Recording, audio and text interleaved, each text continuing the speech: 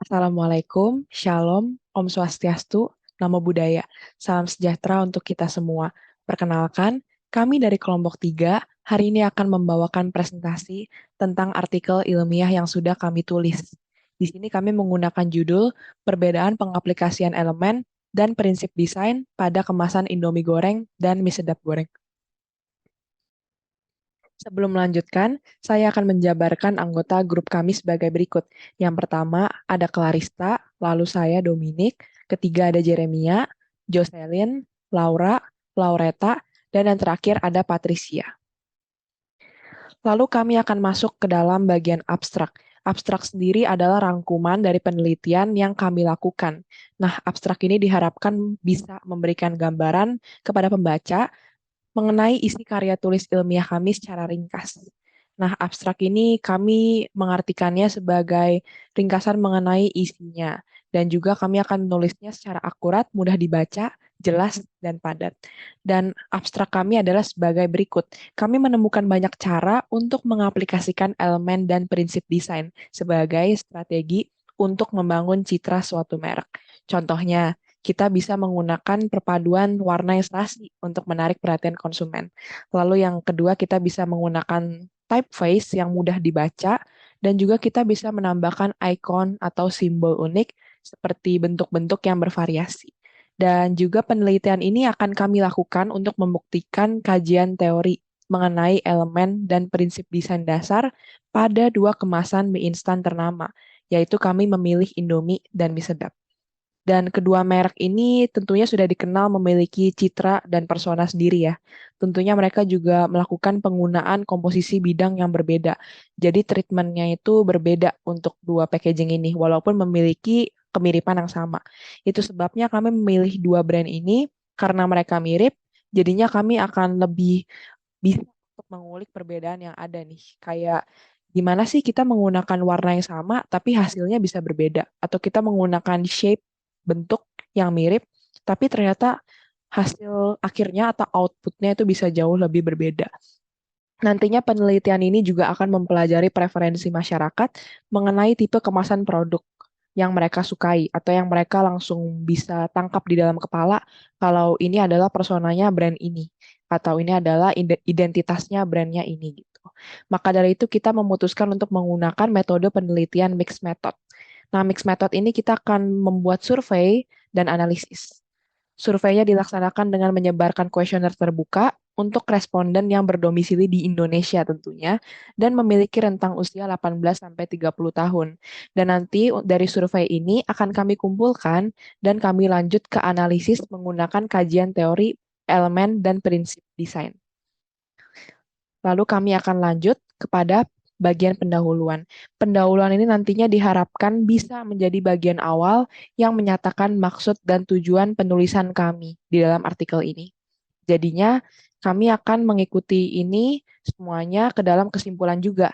Setelah kita menganalisis data nanti di metode penelitian dan juga di hasil pembahasan, semuanya akan direkap di kesimpulan. Dan yang pertama pendahuluannya, desain merupakan seni yang aplikatif dan kita bisa memanfaatkan elemen-elemen bentuk dan warna serta berbagai hal seperti typeface untuk sebuah kesatuan yang padu. Jadinya untuk kita bisa menganggap sebuah karya desain itu harus memiliki aspek fungsional maupun aspek estetika. Fungsional itu dia bisa berguna untuk yang nonton. Misalnya kita ingin mengkomunikasikan sesuatu tentang iklan ini. Kayak iklan ini tuh memberikan vibes yang ceria gitu. Jadi penonton juga harus bisa menangkap. Yang kedua adalah aspek estetika, di mana estetika ini harus terlihat indah dan tertata secara rapi. Jadi mata kita bisa membaca atau menangkap maksud dan juga keindahan yang disuguhkan dengan mudah. Lalu, berdasarkan Hollis tahun 1986, graphic design is the business of making or choosing mark and arranging them on the surface to convey an idea. Dalam artian, sebuah desain harus melibatkan unsur-unsur elemen serta prinsipnya, agar kedepannya mampu memberikan informasi dalam bentuk karya visual. Ada dua, yaitu di dwi matra yang disebut dengan dua dimensi, atau trimatra atau tiga dimensi. Nantinya kita akan membahas tentang penggunaan kaidah-kaidah estetika dalam desain. Nanti kita akan mengimbangi juga dengan fungsi komunikatif agar audiens tuh bisa nangkep makna yang terkandung di balik pembuatnya. Dan lalu pembuatnya itu kita akan sebut dengan desainer nih. Desainer dapat mengaplikasikan elemen dan prinsip desain sesuai dengan ilmu yang sudah mereka serap. Dan caranya itu sangat bervariasi. Elemen dan prinsip desain itu biasanya digunakan untuk merancang hasil desain yang menarik dan juga efektif. Efektif tuh dalam artian harus mampu mengkomunikasikan pesan dan makna. Dan dalam konteks ini kita akan mengkerucutkan lebih kecil lagi kepada calon konsumen. Nah, jadi kita memiliki poin-poin yang merupakan contoh aplikasinya. Yang pertama ada warna, tentunya warna ini dapat diaplikasikan untuk menciptakan kesan tertentu. Yang kedua kita punya bentuk, ada juga tekstur, ruang, kontras, dan juga simetri. Dan untuk karya visual itu harus bisa menjadi pembeda daripada karya yang lainnya. Harus memiliki citra yang berbeda. Maka dari itu kita menggunakan 6 prinsip ini yang paling utama untuk bisa menyusun citra yang berbeda, walaupun menggunakan shape yang sama, tapi divariasikan gitu. Dan untuk bagian selanjutnya akan dilanjutkan oleh rekan saya, Patricia dan Laura Victoria. Citra merek atau dalam bahasa Inggris brand image merupakan representasi keseluruhan dari persepsi terhadap merek serta dibentuk dari informasi yang didapatkan dari pengalaman merek tersebut pada masa lalu. Citra dengan merek memiliki hubungan kepada keyakinan dan preferensi terhadap merek. Peranan citra merek dengan membangun brand melalui prinsip desain yaitu untuk menyampaikan perasaan secara informatif, komunikatif, atraktif, dan persuasif. Dengan mendukung keberhasilan media iklan, prinsip desain sudah melibatkan ilmu lainnya dengan ilmu pemasaran, psikologi, teknologi, dan ekonomi. Peranan citra merek sudah mempengaruhi brand mie instan, terutama di Indonesia, yaitu Indomie dan mie sedap. Namun munculnya berbagai merek mie instan yang bervariatif dapat menjadi ancaman bagi Indomie dan mie sedap, sehingga kedua brand ini harus mengikuti perkembangan zaman dengan terus merancang inovasi baru. Diharapkan penelitian ini dapat memenuhi tujuan penelitian, yaitu satu, memahami peranan elemen desain dalam membangun kesan visual pada desain kemasan. Yang kedua, memahami peranan prinsip desain dalam tata letak visual pada desain kemasan. Dalam dunia desain, elemen-elemen desain itu memiliki peranan yang penting dalam menentukan estetika dan juga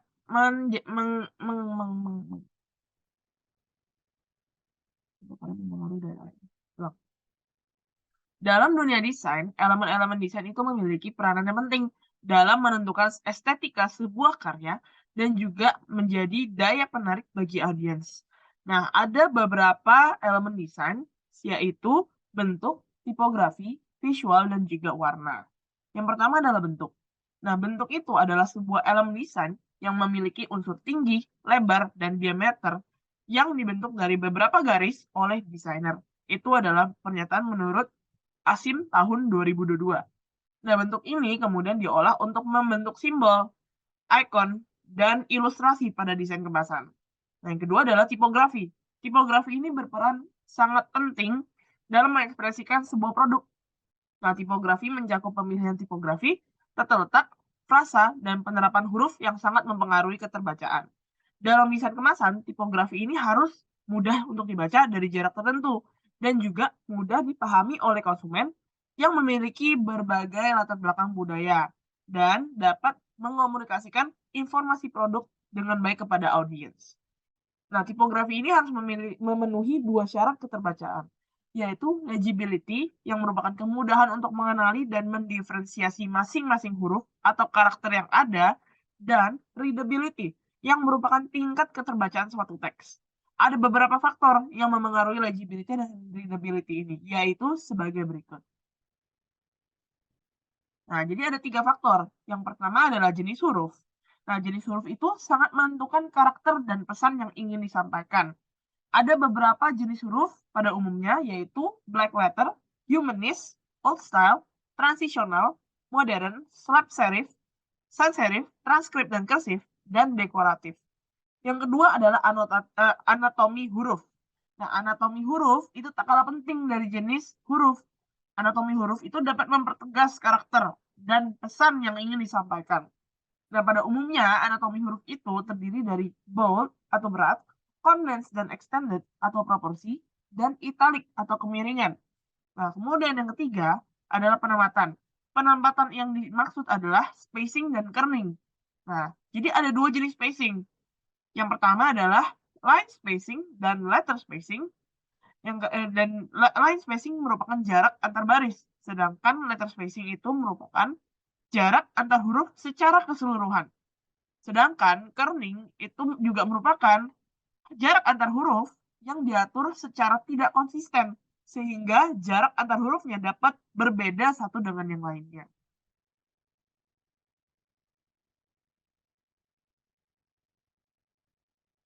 Nah, kemudian kita masuk ke visual. Berdasarkan hukum persepsi, mata dan otak manusia itu membutuhkan kesederhanaan dan keseimbangan dalam segala hal yang dilihat. Sehingga setiap otak manusia hanya merekam hal-hal tertentu dan akan mempengaruhi pola pikir dan tindakan orang tersebut. Nah, manusia 80% kegiatan penginderaannya dilakukan melalui penglihatan atau kasat mata, menurut Wirya tahun 1999 pada halaman ke-11. Semakin menarik visual dari sebuah kemasan, semakin tertarik pula konsumen untuk membeli dan menggunakannya. Nah, visual ini dapat berupa ilustrasi maupun fotografi. Ilustrasi itu adalah merupakan gambar visual yang dihasilkan secara manual, baik melalui perantara digital maupun manual.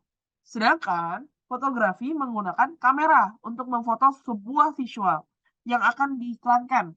Nah, biasanya visual dalam produk kemasan itu berupa produk atau jasa yang akan ditawarkan kepada audiens atau konsumen. Yang terakhir merupakan elemen warna.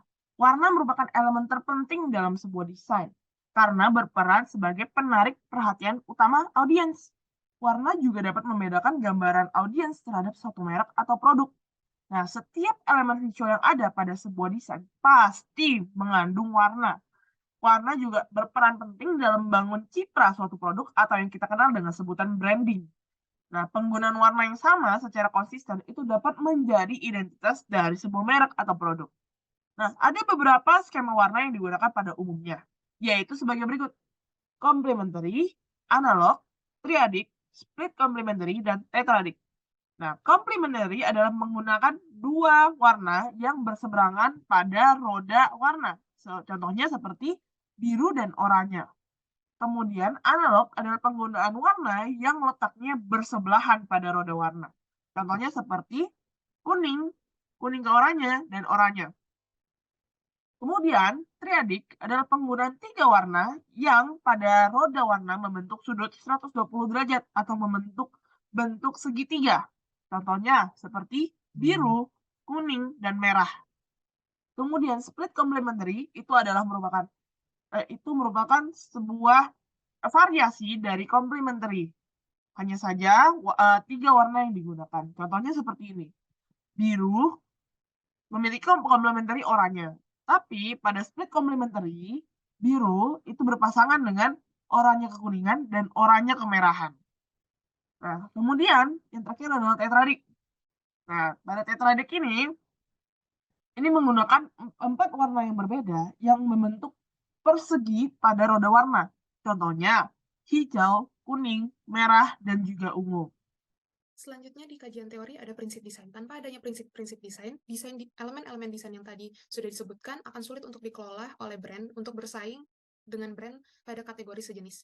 Yang pertama adalah hierarki. Hierarki adalah prinsip desain yang sangat penting, yaitu untuk menentukan urutan kedudukan informasi dalam sebuah desain. Tanpa adanya hierarki, maka target audience akan sulit menerima informasi apa yang sebenarnya penting untuk ditangkap pertama. Kemudian hierarki dapat terbentuk dari pengaturan elemen desain bisa melalui ukuran, warna, kontras, jarak, pengulangan pola, tekstur, dan masih banyak treatment lainnya. Prinsip-prinsip desain yang digunakan harus mengacu pada pembentukan hierarki yang baik. Selanjutnya adalah kontras. Kontras tidak hanya berarti gelap dan terang, tapi ada kontras dalam bentuk, warna, ukuran, dan posisi. Kontras dalam bentuk pada aset dapat menciptakan suasana yang berbeda tanpa perlu memusingkan penggunaan warna yang terlalu ramai. Ataupun kontras pada ukuran dapat menciptakan sebuah desain yang jauh lebih dinamis. Kemudian ada kontras warna. Kontras warna dapat membangun mood dari sebuah desain agar membantu informasi lebih cepat ditangkap oleh audiens. Kemudian kontras dalam posisi dapat membentuk hierarki yang teratur ataupun hierarki yang lebih kompleks. Semua kontras ini dapat digunakan tapi dipastikan untuk sesuai dengan informasi apa yang ingin disampaikan pada target audiens.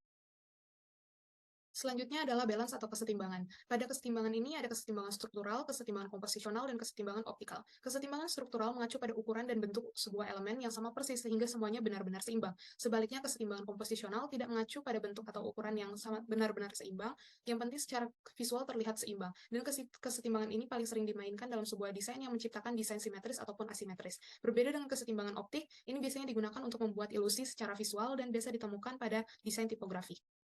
Dalam desain kesetimbangan komposisional ini yang paling sering digunakan, yaitu simetris, asimetris, radial, dan formal. Metode-metode ini berbeda pengertiannya. Simetris berarti kedua sisi yang dibagi dengan garis imajiner benar-benar sama, sedangkan asimetris, keduanya tidak benar-benar sama, walaupun yang penting secara bobot visual tetap sama beratnya. Kemudian metode radial ini, garis imajinernya seperti elemen-elemen desain mengitari satu titik saja, sehingga terlihat memutar atau radial. Kemudian metode keseimbangan formal adalah komposisi yang menata setiap elemen secara teratur tanpa membagi bidang pada garis-garis imajiner. Selanjutnya adalah white space atau bidang kosong. Bidang kosong ini terbentuk setelah elemen desain sudah dimasukkan ke dalam bidang, dan akan terbentuk sedemikian rupa mengikuti bentuk bagian yang tidak tertutupi oleh bidang, dan dapat menjadi batas-batas dari satu elemen ke elemen yang lain. Ruang negatif yang sedikit pada sebuah desain akan cenderung menyusahkan audiens untuk menangkap informasi, karena sulit untuk membagi informasi mana yang pengelompokan informasi di dalam sebuah desain. Selanjutnya adalah emphasis. Emphasis atau penekanan dalam konteks desain adalah mengacu pada sebuah elemen desain atau informasi dalam sebuah desain itu sendiri. Pemanfaatan ukuran, perbedaan kontras, baik value, saturasi dalam warna, penggunaan ruang negatif atau white space, dan penggunaan prinsip desain lainnya dapat membangun sebuah emphasis sesuai kebutuhan tergantung informasi yang dibutuhkan.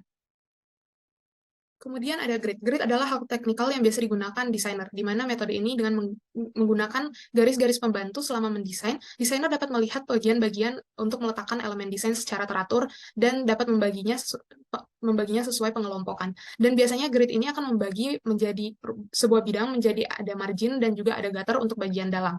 Garis-garis imajiner ini tidak akan tampak saat dirender karena hanya akan tampak selama proses mendesain saja. Walaupun terkesan membagi-bagi posisi elemen desain, tetapi dengan grid ini bisa membantu terbentuknya keharmonisan karena keteraturan yang sudah ditentukan, sehingga elemen desain tidak sembarangan ditaruh di dalam bidang tersebut. Metode penelitian. Penelitian ini dilaksanakan di wilayah Indonesia dan dilakukan dalam waktu 2 minggu, mulai dari tanggal 21 Desember 2022 sampai 25 Januari 2023. Sampel dan subjek dari penelitian ini merupakan responden kuesioner yang berjumlah 35 responden dengan rentan umur 19 sampai 30 tahun. Objek dari penelitian ini adalah Indomie dan mie sedap. Metode penelitian yang digunakan dalam memahami pengaplikasian elemen dan prinsip desain pada kemasan Indomie goreng dan mie sedap adalah metode riset campur sari atau dalam bahasa Inggris mixed methods. Menurut Creswell, pada tahun 2012 ada 6 karakter dari penelitian mixed method, yaitu memberikan dasar pemikiran untuk desain campuran, mengumpulkan data kuantitatif dan kualitatif, penentuan prioritas, pengurutan dalam pengumpulan data, analisis data dengan desain, dan diagram prosedur. Langkah penelitian campuran model concurrent triangulation memiliki tahapan yang dapat diawali dari rumusan masalah kualitatif ataupun kuantitatif yang sejenis. Bentuk rumusan masalah yang digunakan adalah deskriptif dan berdasarkan seluruh bentuk masalah, yaitu perbedaan pengaplikasian elemen dan prinsip desain. Pada metode ini, peneliti memperkuat human instrument dengan mengumpulkan data responden lewat kuesioner, menganalisis data kuesioner, lalu data yang telah terkumpul dianalisis secara kualitatif dan kuantitatif secara statistik. Kemudian baru dikelompokkan, dibedakan, dan dicari keterkaitan antar data-datanya sehingga dapat diketahui apakah saling menguntungkan atau saling bertentangan. Analisis dilakukan berdasarkan hasil kuesioner mengenai perbandingan kemasan mie instan goreng yang telah diisi oleh 35 orang responden. Untuk pertanyaan 1-5 sendiri, penulis menghilangkan logo dari kedua kemasan tersebut untuk menghindari penilaian yang subjektif. Brand A sendiri akan merepresentasikan brand Indomie, sedangkan brand B akan merepresentasikan brand mie sedap. Pertanyaan pertama yang diajukan adalah, apakah Anda merasa sulit membedakan kedua kemasan mie instan goreng dari kedua brand di bawah ini? Hasil menunjukkan bahwa sebanyak 28 responden atau 80% dapat langsung mengenali kedua brand tersebut tanpa kesulitan. Sebanyak 5 responden atau 14,3% hanya dapat mengenali satu brand saja. Dan sebanyak 2 responden merasa kesulitan untuk mengenali kedua brand dari kemasan yang dipaparkan. Jawaban dari pertanyaan ini cukup monoton karena terdapat beberapa jawaban yang memiliki kemiripan. Banyak dari responden yang memilih berdasarkan pengalaman mereka dengan salah satu brand, sehingga walaupun logo dihilangkan dari kemasan, responden tetap dapat mengenalinya tanpa kesulitan. Terdapat juga jawaban yang berbeda, di mana ada responden yang tidak dapat mengenali kedua brand tersebut dengan alasan palet warna yang mirip. Selanjutnya diberikan pertanyaan terkait, menurut Anda, di antara dua kemasan produk mie instan goreng di bawah ini, manakah yang lebih menarik dari segi warna? Hasilnya menunjukkan bahwa sebanyak 29 responden atau 82,9% menjawab kemasan brand A lebih menarik daripada kemasan brand B. Sedangkan 6 responden atau 17,1% menjawab sebaliknya. Alasan dari jawaban pada pertanyaan ini kurang lebih memiliki kemiripan, di mana responden menjawab brand A memiliki komposisi warna yang lebih menarik dibandingkan brand B.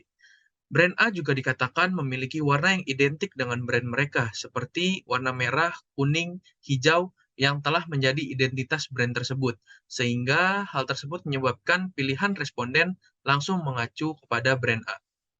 Pertanyaan selanjutnya yang diajukan adalah, menurut Anda, di antara dua kemasan produk mie instan goreng di bawah ini, mana yang lebih menarik dari segi bentuk grafis yang digunakan?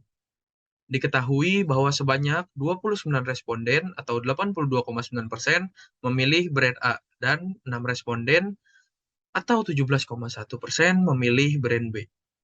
Jawaban dari pertanyaan ini lebih bervariasi dibandingkan dua pertanyaan sebelumnya. Responden lebih memilih brand A karena memiliki bentuk grafis yang lebih sederhana dan simetris. Tidak sedikit responden yang mengatakan bahwa peletakan bentuk grafis dalam brand A lebih tertata dengan rapih, karena tidak ada bentuk grafis yang tumpang tindih atau saling bertumpukan.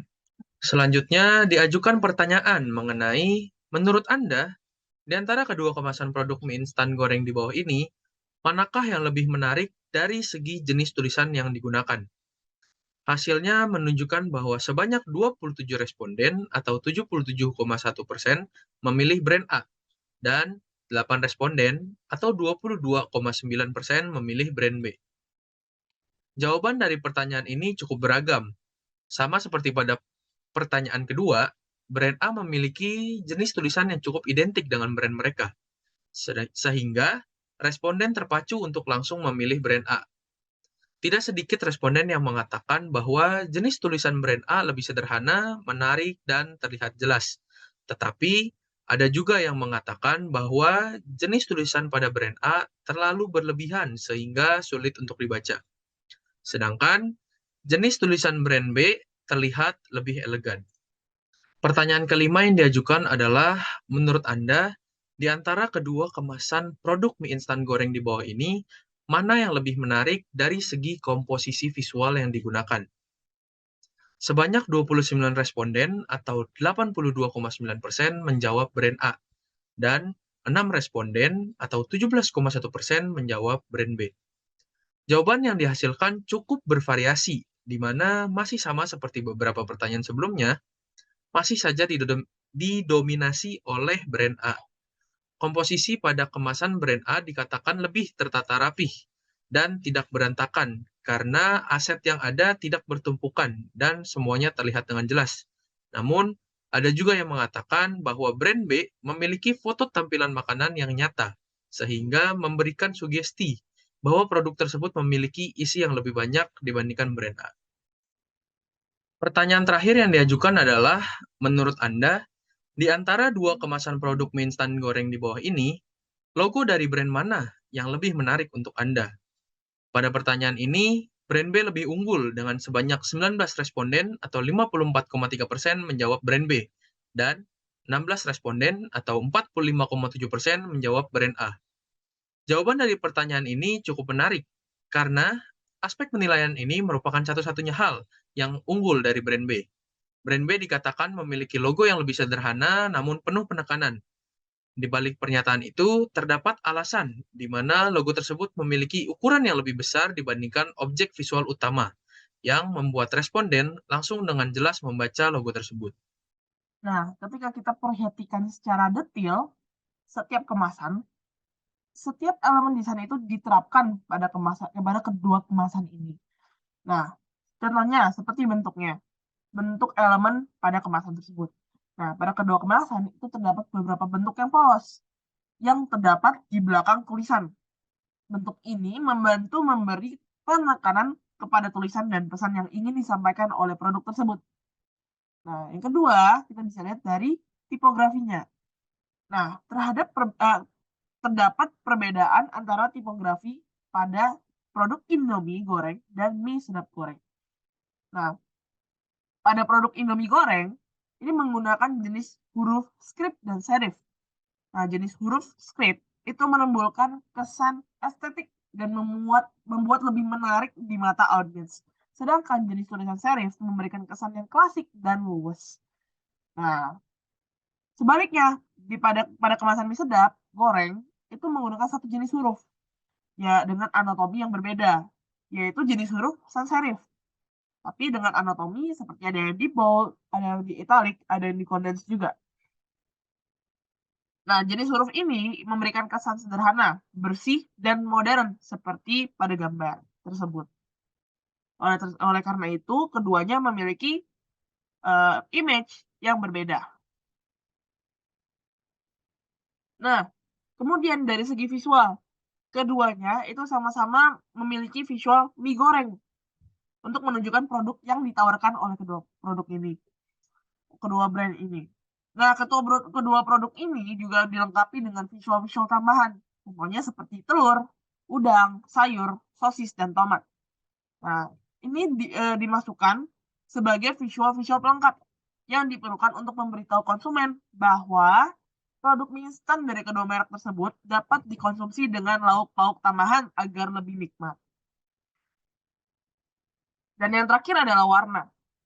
Nah, kalau kita perhatikan, kedua brand ini dinominasi dengan warna merah dan putih, yang mungkin bisa saja memiliki konotasi bahwa ini adalah produk buatan Indonesia, seperti warna bendera Indonesia, yaitu merah putih.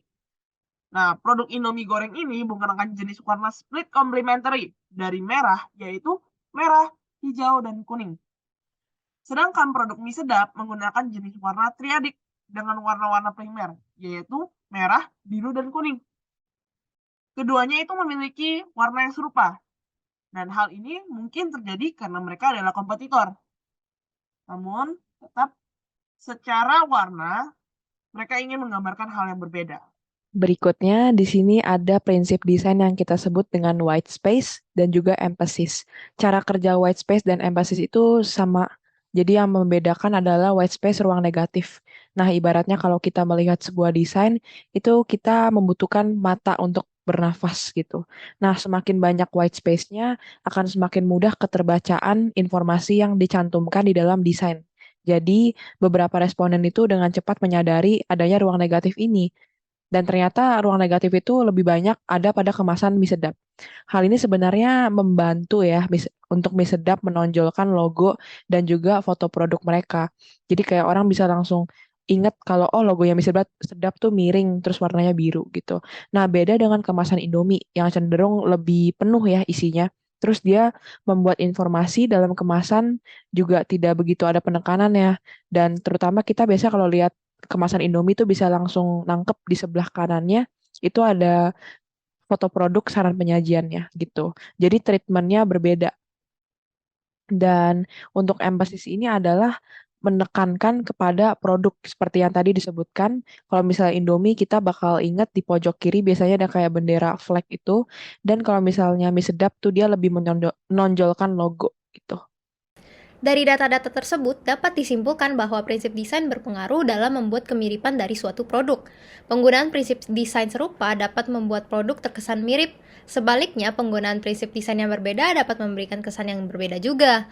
Pada kemasan mie sedap goreng dapat terlihat tipografi yang ditekankan sehingga audiens dapat lebih menangkap pesan yang ingin disampaikan, yaitu merek dari produk.